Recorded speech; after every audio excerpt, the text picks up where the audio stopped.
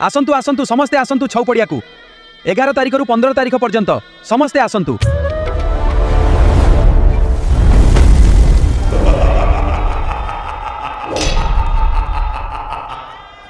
मु आसी जाइछि बारीपदा छौ पड़िया रे कुआडे सर्कठाल भी बड़ मेला बसिछि काहे सेही माया।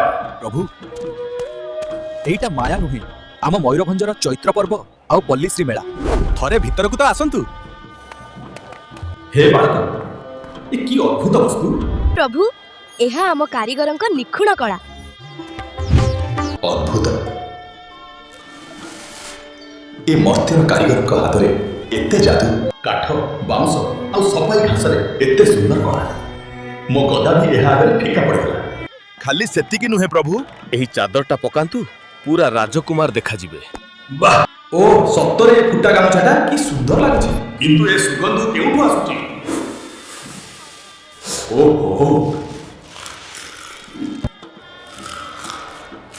एही खासी मांस आ मुढ़ीर स्वाद अमृत। मोर तो पेट पुरी गला किंतु मन पुरुनी। एही मुद्रा मु भी नचु